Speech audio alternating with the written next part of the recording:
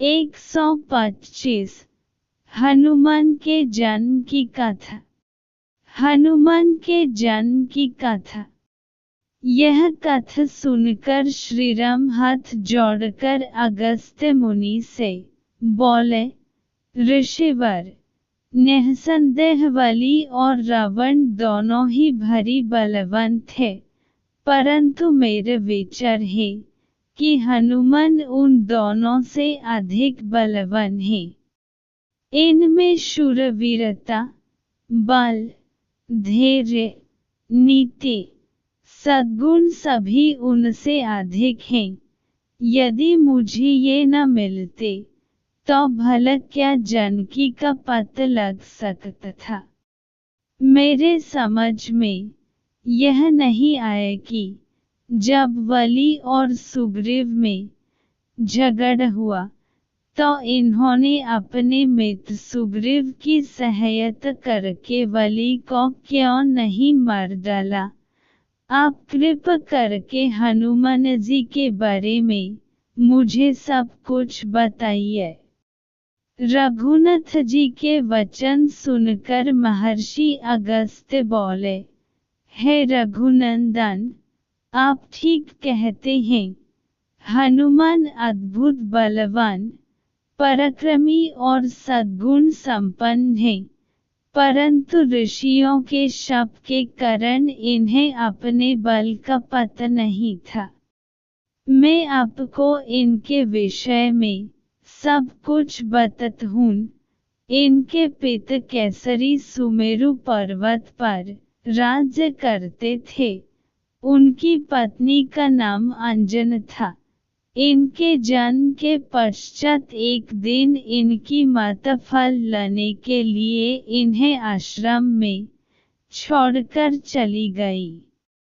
जब शिशु हनुमान को भूख लगी तो वे उगते हुए सूर्य को फल समझकर उसे पकड़ने के लिए आकाश में उड़ने लगे। उनकी सहायता के लिए पवन भी बहुत तेजी से चला। उधर भगवान सूर्य ने उन्हें अबोध शिशु समझकर अपने तेज से नहीं जलने दिया।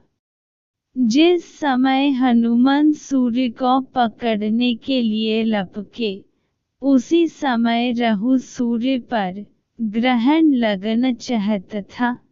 हनुमान जी ने सूर्य के ऊपरी भाग में जब राहु का स्पर्श किया तो वह भयभीत होकर वहां से भाग गया। उसने इंद्र के पास जाकर शिकायत की कि देवराज, आपने मुझे अपनी क्षुधा शांत करने के साधन के रूप में सूर्य और चांद दिए थे। आज जब अमावस्या के दिन में सूर्य को ग्रस्त करने के लिए गया तो मैंने देखा कि एक दूसरा राहु सूर्य को पकड़ने जा रहा है।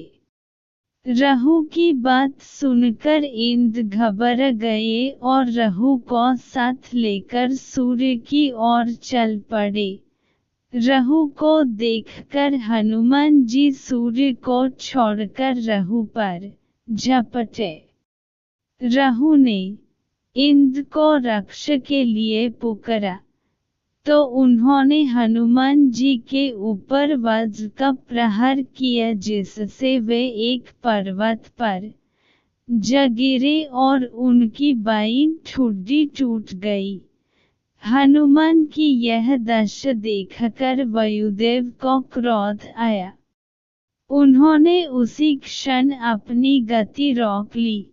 इससे कोई भी प्राणी सांस न ले सका और सब पीड़ा से तड़पने लगे। तब सारे सुर, असुर, यक्ष, किन्नर आदि ब्रह्म जी की शरण में गए। ब्रह्म उन सबको लेकर वायुदेव के पास गए। वे मृत हनुमान को गोद में लिए उदास बैठे थे। जब ब्रह्म जी ने उन्हें जीवित कर दिया तो वायुदेव ने अपनी गति का संचार करके सब प्राणियों की पीड़ दूर की। चूंकि इंद्र के वज्र से हनुमान जी की ठुड्डी टूट गई थी, इसलिए तब से उनका नाम हनुमान हो गया। फिर प्रसन्न होकर सूर्य ने हनुमान को अपने तेज का सौम्य भाग दिया। वरुण, यम, कुबेर, विश्वकर्मा आदि ने उन्हें अजेय पराक्रमी, अवध्य होने, नन रूप धारण करने की क्षमता आदि के वर दिया।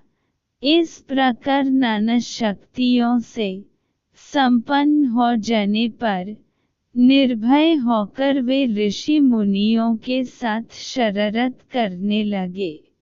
किसी के वलकल फाड़ देते, किसी की कोई वस्तु नष्ट कर देते। इससे क्रुद्ध होकर ऋषियों ने इन्हें शाप दिया कि तुम अपने बल और शक्ति को भूल जाओगे, किसी के याद दिलाने पर ही तुम्हें उनका ज्ञान होगा। तब से उन्हें अपने बल और शक्ति का स्मरण नहीं रहा। बलि और सुग्रीव के पिता ऋक्षराज थे। चिरकाल तक राज्य करने के पश्चात जब ऋक्षराज का देहांत हुआ तो बलि राजा बना। बलि और सुग्रीव में बचपन से ही प्रेम था। जब उन दोनों में बैर हुआ तो सुग्रीव के सहायक होते हुए भी शाप के कारण हनुमान अपने बल से अनजान बने रहे। हनुमान के जीवन की यह कथा सुनकर सबको बड़ा आश्चर्य हुआ।